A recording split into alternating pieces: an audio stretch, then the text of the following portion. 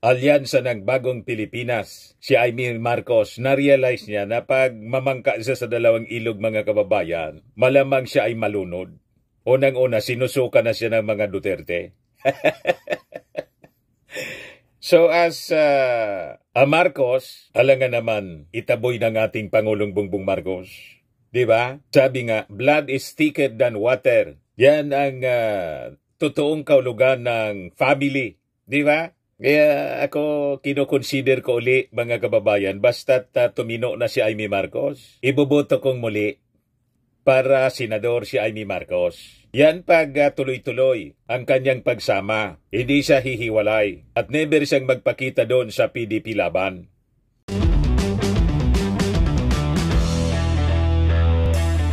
Ito naman po yung bago naming product na binibenta online.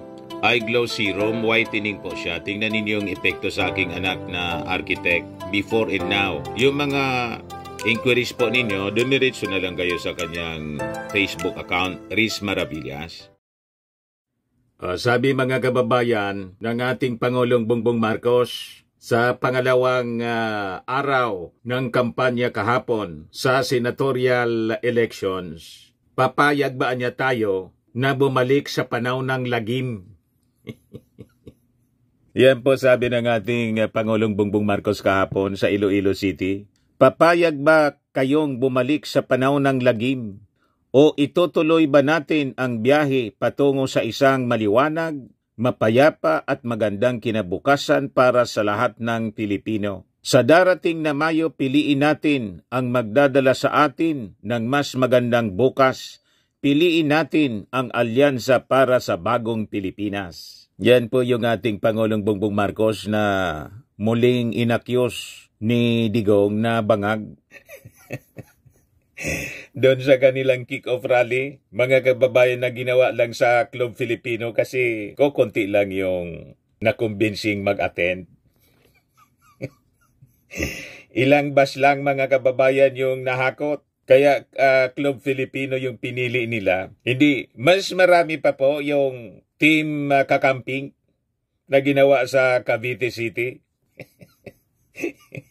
Yung team ni Leni Robredo. Ayan po, napakarami. Ayan yung kick-off rally ng mga kakamping. Marami yung nag-attend. Pakinggan ninyo si Leni Robredo. Hindi naman natapos ang laban noong 2022.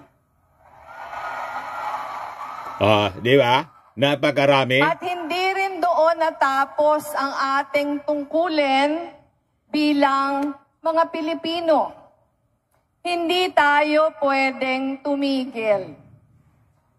Ngayon, nahaharap tayo sa bagong yugto. Tumitindig para sa interes ng mga Pilipino. Proud Talakpakan po. Napakarami. Na alam nating tunay na tumitindig. Di ba? Ikumpara natin mga kababayan sa dumalo kahapon doon sa Club Filipino ng Team Lagim, Team China. Kaya ang pipiliin natin mga kababayan, Team Philippines, Team Liwanag, o Team Lagim, Team China? Yan ang sabi ng ating Pangulong Bongbong Marcos. Papayag ba niya tayong bumalik sa panahon ng lagim o itutuloy ba natin ang biyahe patungo sa isang maliwanag, mapayapa at magandang kinabukasan para sa lahat ng Pilipino? Kulay pula po yung Iloilo City, napakaraming tao. Ito po ang Team Liwanag, Team Kapayapaan, Team Magandang Kinabukasan. Ayan po. Nagbalik loob na talaga si Amy Marcos. Sa pangalawang sorte sa Iloilo City na, mula sa Ilocos Norte to Iloilo, sumama na sa alyansa ng bagong Pilipinas. Si Amy Marcos, na-realize niya na pag mamangka siya sa dalawang ilog mga kababayan, malamang siya ay malunod. Unang-una, sinusuka na siya ng mga Duterte. So as a Marcos, alangan naman, itaboy ng ating Pangulong Bongbong Marcos. Di ba? Sabi nga, blood is thicker than water. Yan ang totoong kaulugan ng family. Di ba? Kaya ako kinoconsider ko uli, mga kababayan, basta't tumino na si Amy Marcos, iboboto kong muli para senador si Amy Marcos. Yan pag tuloy-tuloy ang kanyang pagsama, hindi siya hihiwalay at never siyang magpakita doon sa PDP laban. Tama ba? Ngayon, ito yung Team Lagim.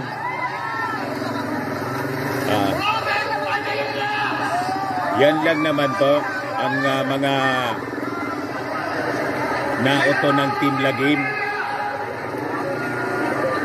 Kawawa naman po yung sumama sa Team Lagim, hindi makapasok sa Club Filipino.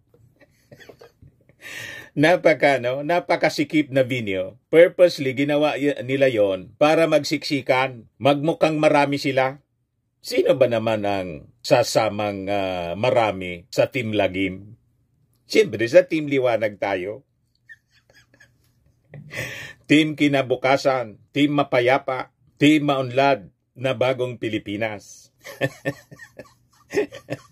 Sasama ka sa Team Lagim, Team Kadiliman? Ayan po sila. May nahakot din. Nasa labas lang sila. Ayan po ang Team Lagim, Team Kadiliman. Nasa labas lang. Kawawa. Kasi yung binyo, napakaliit. O ito mga kampo ni Kibuloy. Inakot yung dati na nagrarally sa Maisog. So makikita ninyo, kahit sa presentation lang po, sa flow ng programa, sa pagka-organize po ng rally, mas organize po at napakaganda ng Team Liwanag, Team Philippines, Team Liwanag, kaysa sa Team Lagim, Team China. So kung doon po, mga kababayan, sa simpleng pag-organize ng rally, mahina yung Team Lagim. Nagtaka pa kayo kung bakit yung Pilipinas hindi naayos. Rally nga hindi naayos. Political rally nga po nila, hindi maayos. Sinong maniniwala pa dito sa Team Lagim? Ito yung head, pinuno ng Team Lagim. Sabi niya doon sa harap ng mga kampo ng Team Lagim. Ito, sabi dito sa report ng Inquirer, former President Rodrigo Duterte makes a remark about killing senators to vacate seats for the 9 PDP Laban candidates. Yan sabi dito. Watch, former President Rodrigo Duterte makes a remark about killing senators to vacate seats for the 9 PDP Laban candidates. Sabi niya, ngayon, marami kasi sila. Ano ang dapat gawin natin? Idi patayin natin yung mga senador ngayon para mabakante. Kung makapatay tayo ng 15 na senador, idi pasok na tayong lahat. The former president says. Pero kawawa naman, pero nakakainis kasi. Hindi naman lahat. Talking of opportunities, the only way to do is to pasabugin na lang natin yung ano. So nakita na ninyo mga kababayan, ang pinuno ng Team Lagim, ang lumalabas sa bibig niya, sabihin pa, sabi ng iba, joke man lang ito kasi nagtatawanan yung kanyang mga audience. Joke man lang ito ng dating Pangulong Digong. But this is a bad joke, mga kababayan. Ninonormalize ng dating Pangulo ang paggawa ng byulensya. Sabi nga natin mga kababayan sa mga previous may batas po, presidential decree, bawal ang ganito mga joke. Sa airport nga po, pag nag-joke ang bump joke, aaristuhin ka. Pero sabi natin, ninonormalize ni Digong ang paggamit ng violence. Kaya po, tingnan ninyo yung kanyang anak, kaya na-impeach. Normal sa kanila yung pagbanta. Iwan ko mga kababayan kung ano yung magiging reaction nito ng Senado. Babantayan natin. Oy mga senador, ano yung reaction ninyo rito? Na para daw makaupo yung mga kandidato ni Team Lagim, ni Digong, Bombay na lang yung Senado. Hindi man niya diniritso, pero yun ang ibig sabihin niya dito.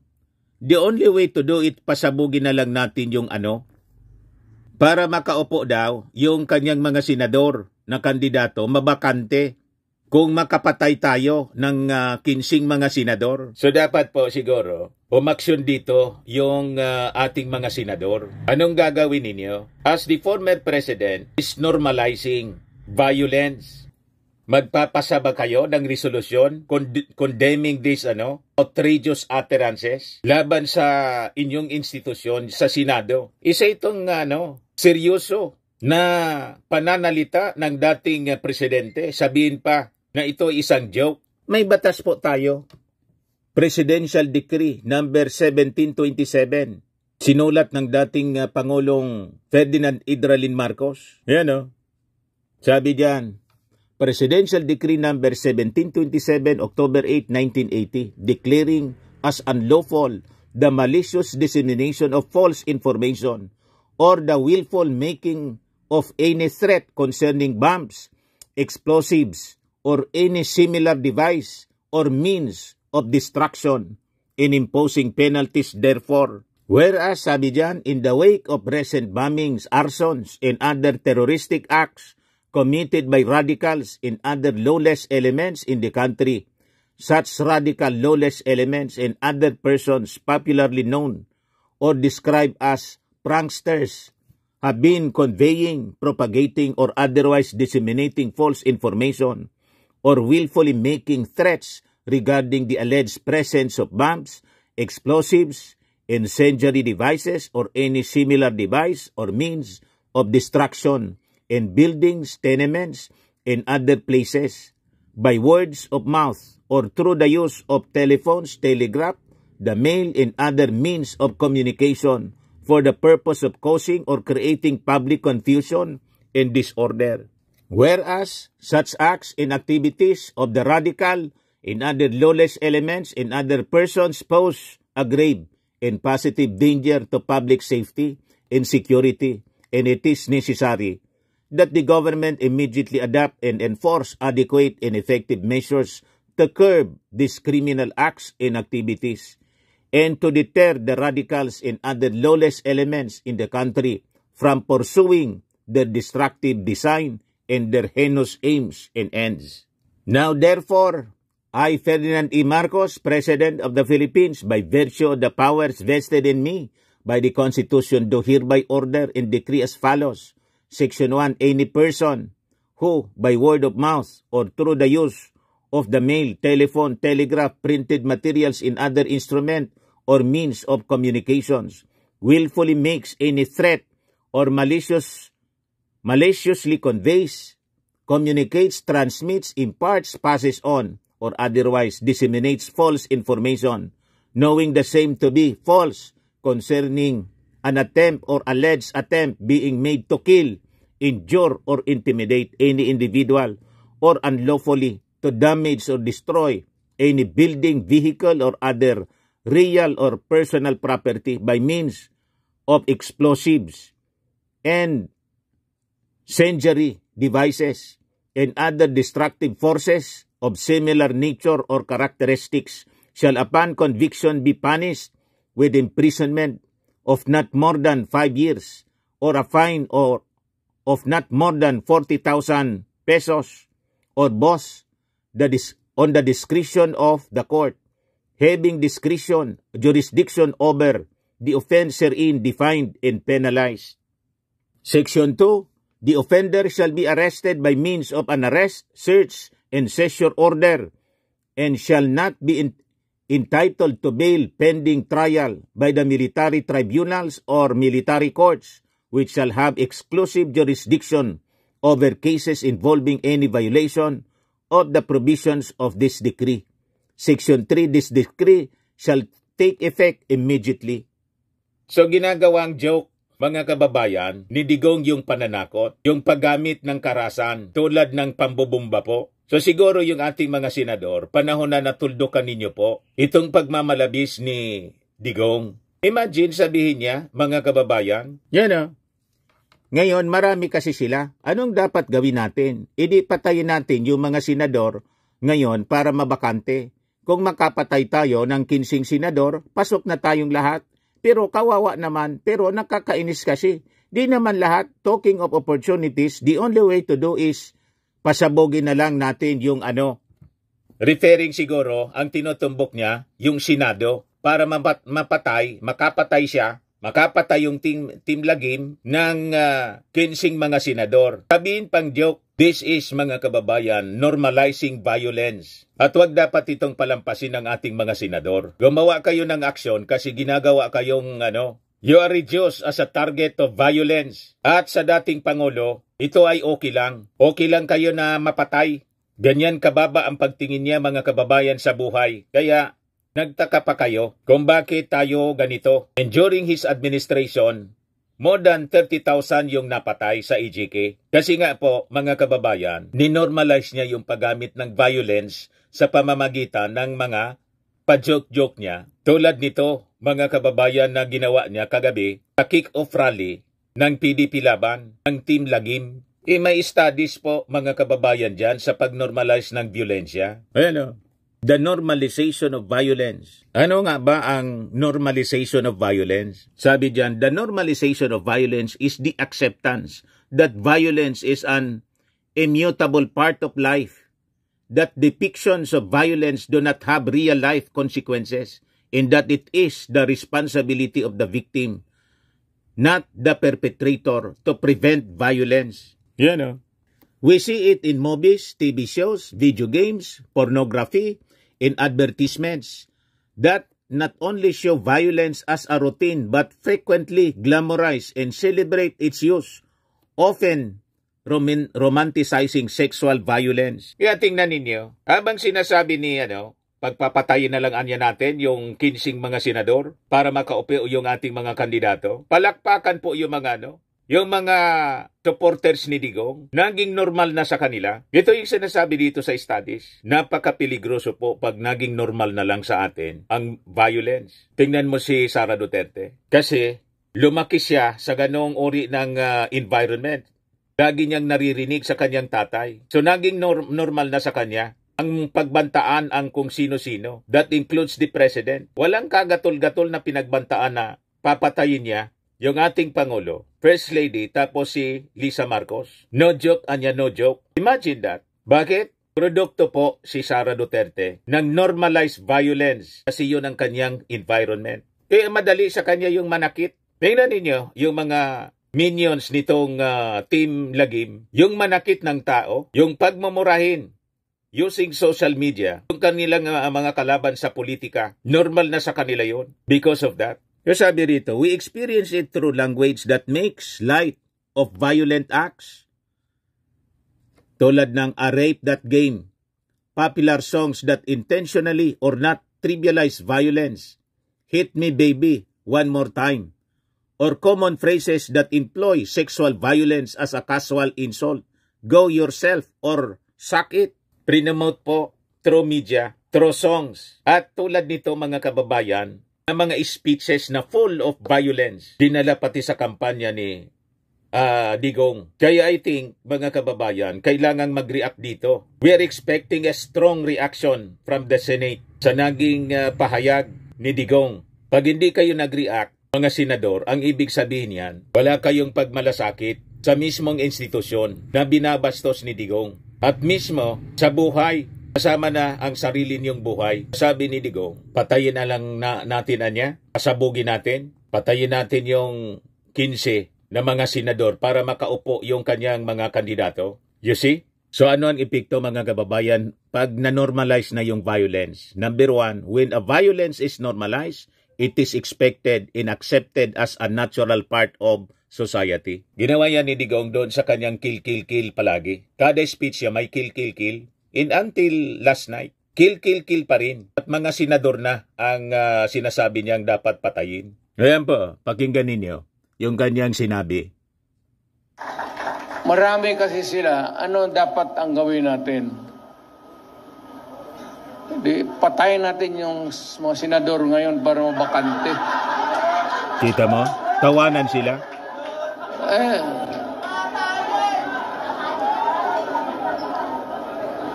Kung magkapatay tayo ng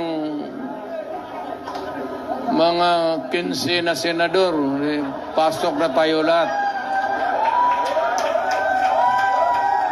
Palakpakan sila po.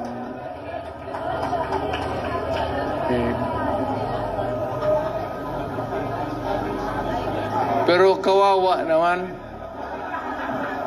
Pero nakakainis kasi yung, hindi naman lahat. Pero, sabi nga, talking of opportunities, the only way to do it is to pasabugin na lang natin yung ano. Ano ang masasabi ninyo mga senador?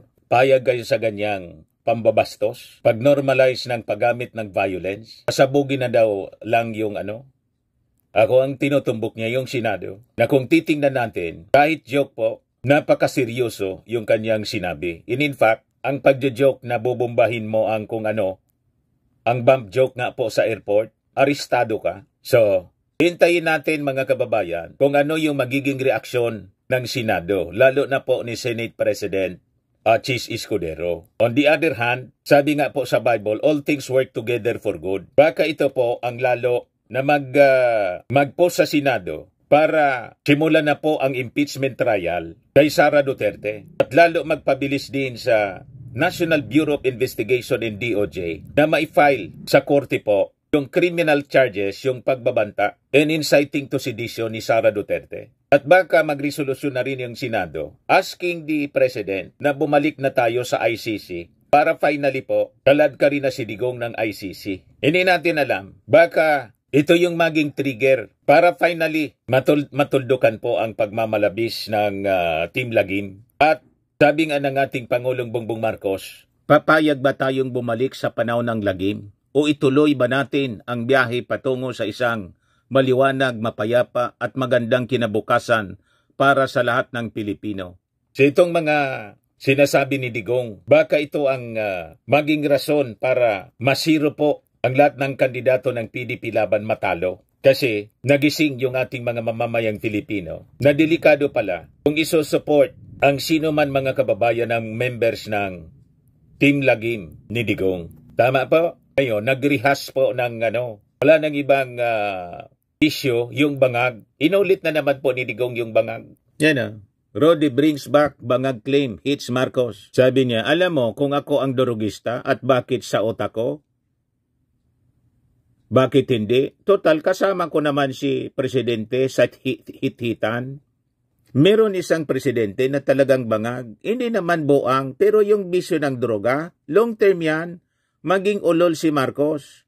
Kung maybe constant use of heroin, aabot pa siguro siya ng 80. Pero pagdating sa panahon na yan, hindi na siya gumagalaw. Kung titingnan po ninyo sa pananalita at sa kanyang behavior, pagbibehave, makikita mo kung sino ang matino, sino ang bangag, sino ang hindi. Tama ba? O ito yung statement ni Digong. Isang presidente na talagang bangag.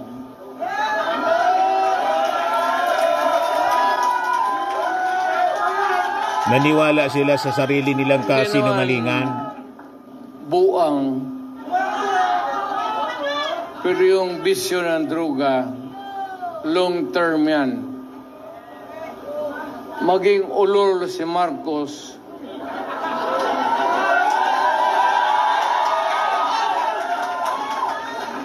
kung maybe constant use of heroin, aabot pa siguro siya ng 80. Pero pagdating sa panahon na yan, hindi na siya gumagalaw. Either nakatindig lang yan sa kwarto niya o natutulog. Ganito na lang. Marami tayong problema.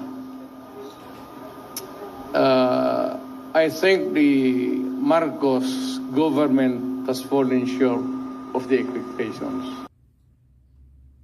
Hindi ko ma-compare kasi pwede kong sabihin mas mabuti siya ngayon kaysa aking panahon.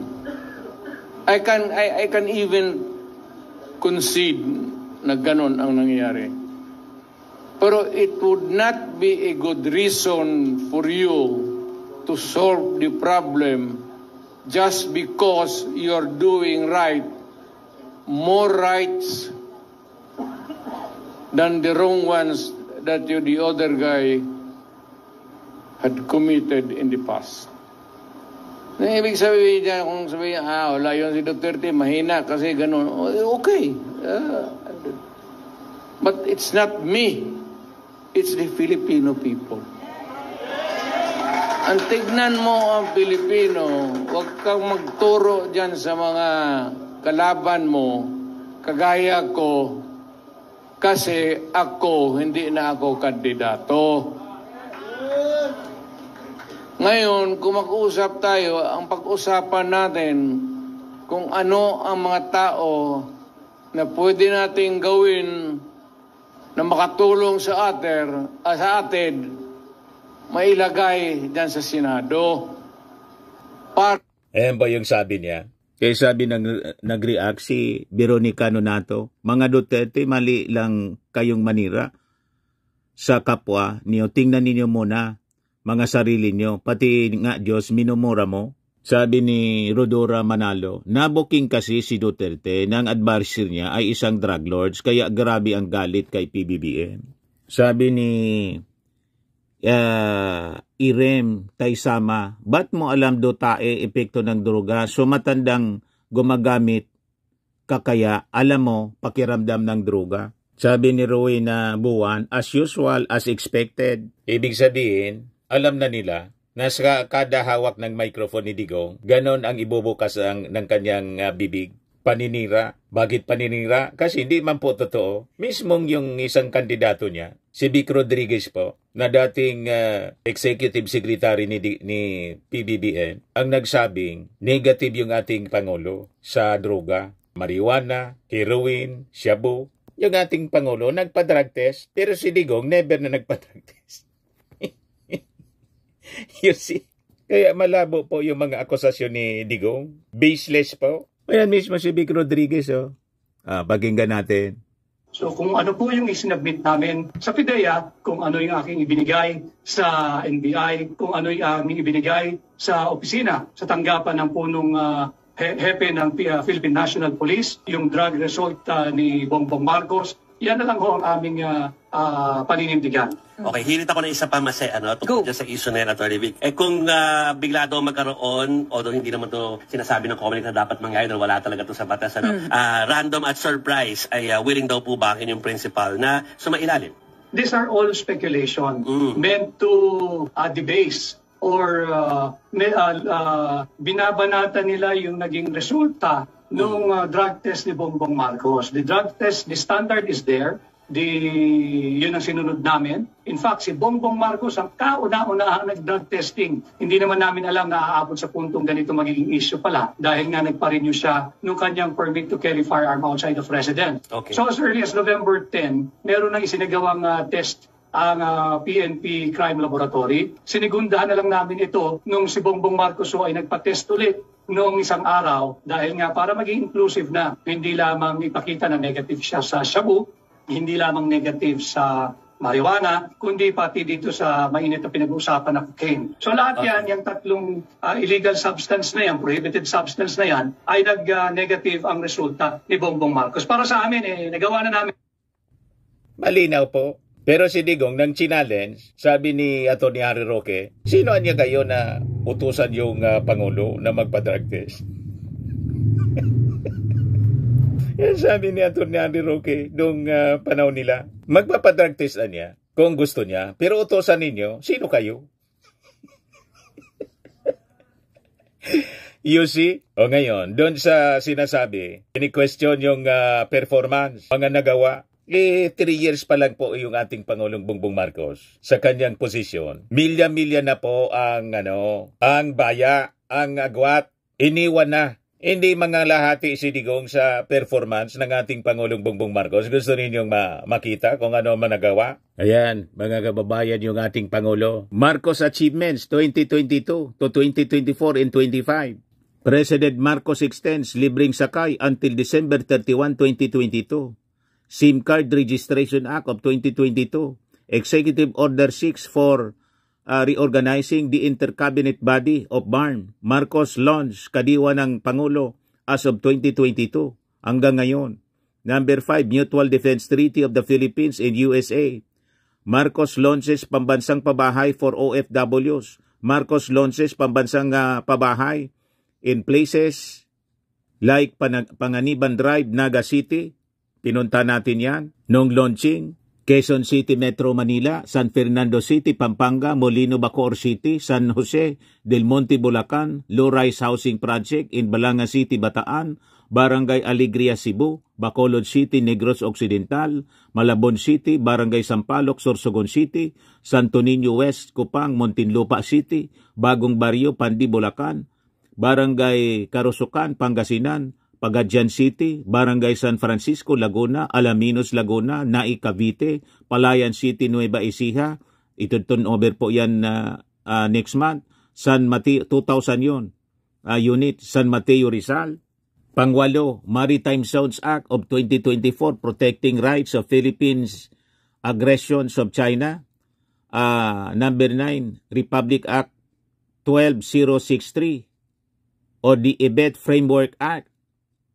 New Government Procurement Act, Anti-Agricultural Economic Sabotage Act, Republic Act granting the Romblon Electric Cooperative a 25 franchise to establish and manage the power supply in 3 islands municipalities in the province of Romblon na laging nagba-brown out dati, ngayon hindi na.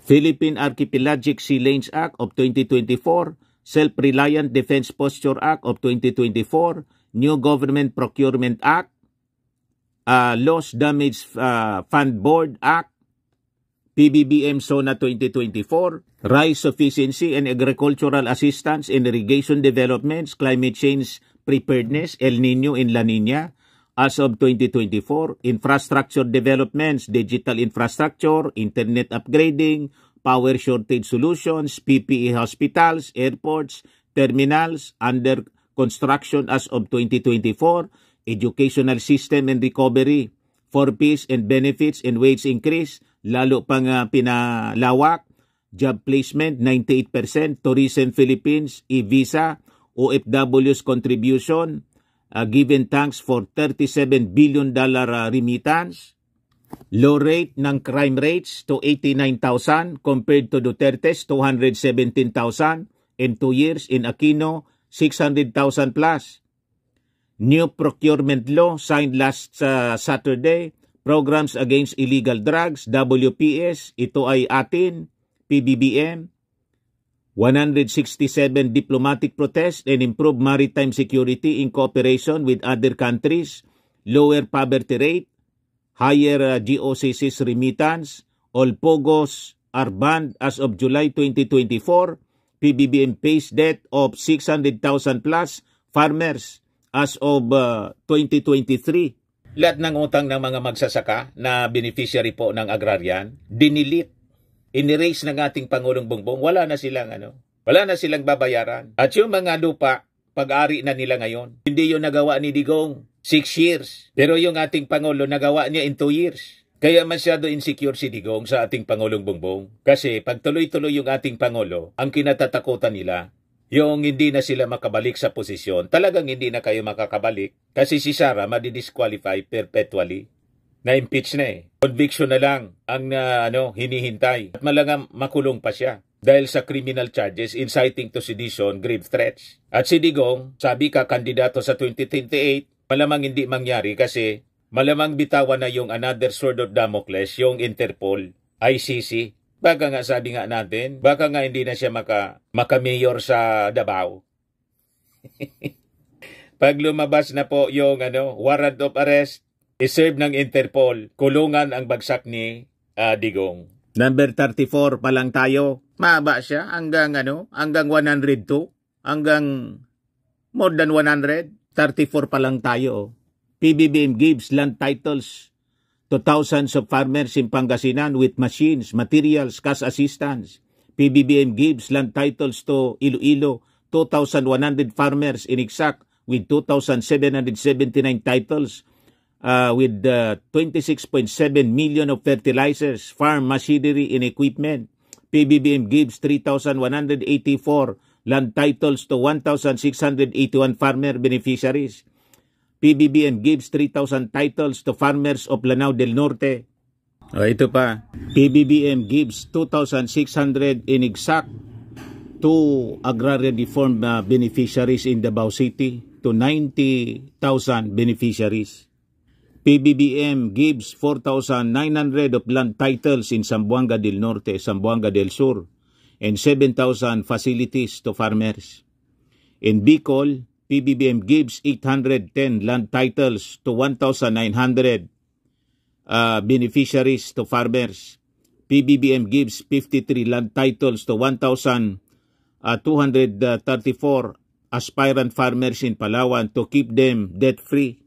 PBBM pays the debt of farmers which cost 274.9 million pesos in Bulacan, San Miguel, Baliwag, San Rafael, San Ildefonso, Angat, Bostos, Norsagaray, Balagtas, Bocaue, Pandi, San Jose, Del Monte, and Santa Maria.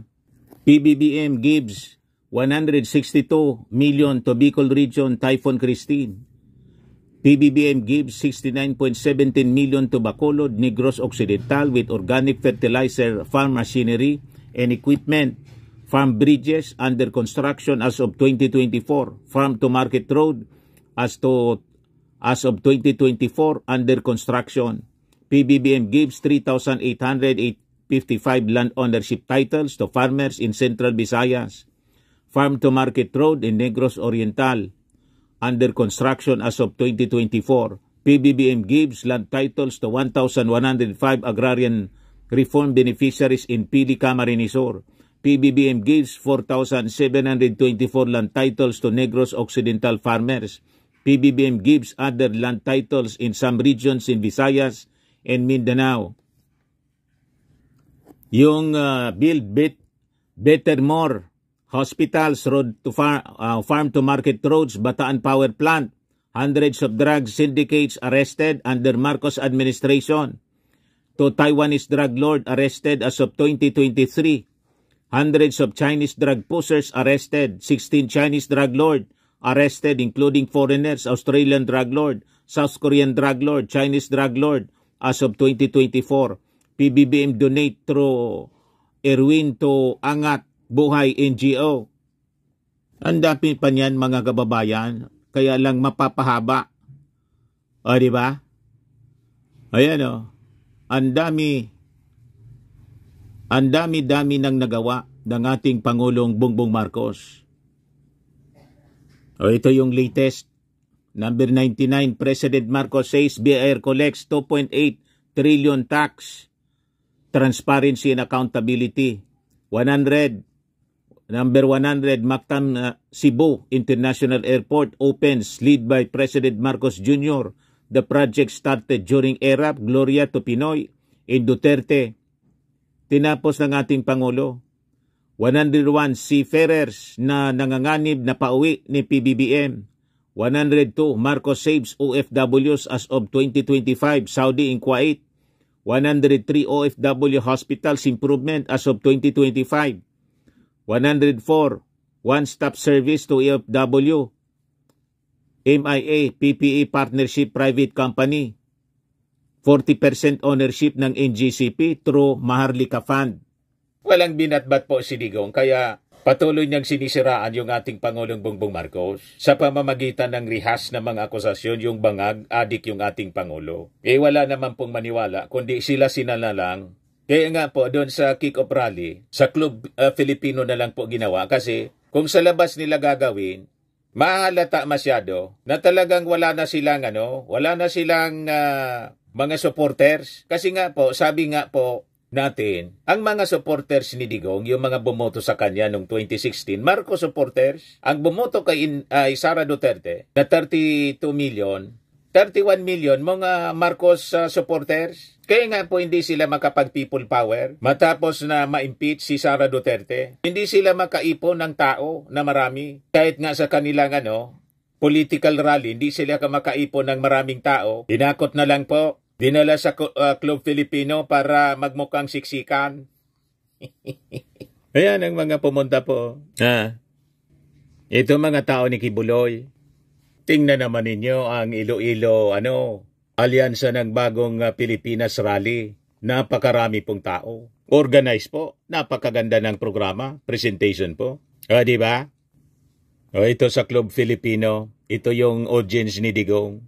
Kaya dinadaan ni Digong mga kababayan sa pambubuli. At pagjo-joke-joke niya ng masasama, normalizing violence. Kaya kailangan siguro umaksyon yung Senado po. Huwag ninyong hayaan na bastusin ng dating Pangulong Digong ang Senado at pagbantaan kayo na pasasabugin. Kahit pa joke-joke po, this is unacceptable.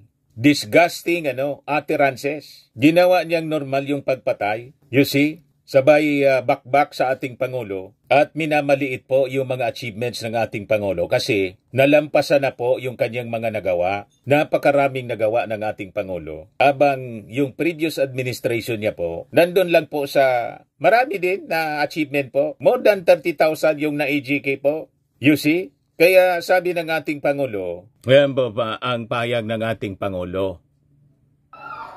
Marami pong nagsasabi na ang midterm election daw ay hindi masyadong mahalaga, hindi masyadong importante dahil hindi naman na magbabago ang Pangulo at yung naiwang 100 pa na senador ay hindi naman mapapalitan. Well, siguro naman sa ibang halalan baka totoo yun. Ngunit hindi totoo po ito sa halalan na ito sa midterm election. Dahil ang pagpili ninyo, ang iboboto ninyo ay ang magsisilbi ng gabay kung ano ang tutunguan ng ating bansa. Babalik ba tayo sa nakaraan na ibinubugaw ang ating bayan bilang isang sugalan ng mga dayuhan? Babalik ba tayo sa landas na umaapaw sa dugo ng mga inosenteng mga bata na inakyat sa bahay, inagaw sa kanilang mga ina at kinuha ang kanilang kinabukasan? Alam niyo po, dalawa po ang pagpipilian na ngayon natin. Mamimili ba tayo na babalik tayo sa panahon ng lagim o tayo ba ay tutungo patuloy sa ating kinabukasan na maliwanag, na mapayapa at maganda para sa lahat ng Pilipino. Hindi po namimili kung sinong uunahin, hindi po namimili kung sinong sikat, kung sinong mayaman, basta't Pilipino, tinutulungan ang Pilipino. Yan po ang panindigan po ng alyansa. Kaya't po pagdating ng Mayo, isipin po ninyo na ang bawat boto ninyo ang magbibigay sa atin ng magandang kinabukasan. Ang kinabukasan na ating lahat na ilayunin natin na mapaganda ang buhay ng bawat Pilipino, mapaganda ang ating minamahal na bansang Pilipinas. At ang pag-asa lang po natin ay ang ating mga kandidato. Kaya't mabuhay ang alyansa! Mabuhay po kayo! Maraming salamat po! Maayong gabi! So dalawa yung pagpipilian natin mga kababayan. Team Pilipinas, Team Liwanag, Team Kapayapaan, at Team Magandang Kinabukasan. O Team China, Team Lagim. Mamili po kayo. Tama po? Sa mga naghanap ng malinis and spacious fitness gym, pumunta lang po kayo sa aming Colossal Fitness Gym. We also offer Grab Car Rental with our brand new 2023 model ng Toyota Innova. We also accept booking for those who are planning to travel via PAL, Cebu Pacific, and other airline companies, local and international, and bills payment for Meralco Bills, PLDT, Aleco Bills, etc. Ang Colossal Fitness Gym is located at 3rd floor Security Bank Building, Landco Business Park, Legazpi City, Albay.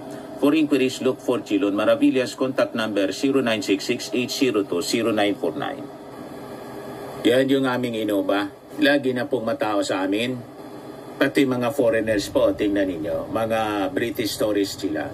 Ang lalaki ng katawan na, mga kababayan, nag-gym sa amin. Ito naman po, Indian National. Ito mga mga European sila.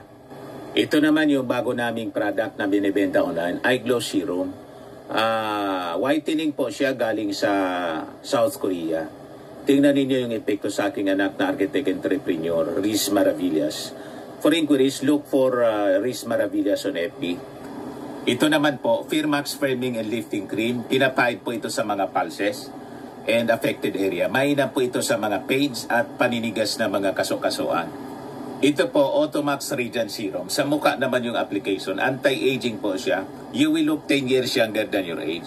Sa mga cancer patients naman po, baka lang gusto ninyo itong itry. Nengxia Red Mixed Fruit Drink. Hindi man po siya gamot, food supplement siya. Kaya lang, gawa siya mga kababayan sa goji berry. Yung goji berry may anti-cancer properties. Yung mga inquiries ninyo, dumiretso na lang kayo sa aming messenger sa Facebook para masagot namin agad. Ayos po. Ako po si Dante Maravillas. Bye-bye. God bless.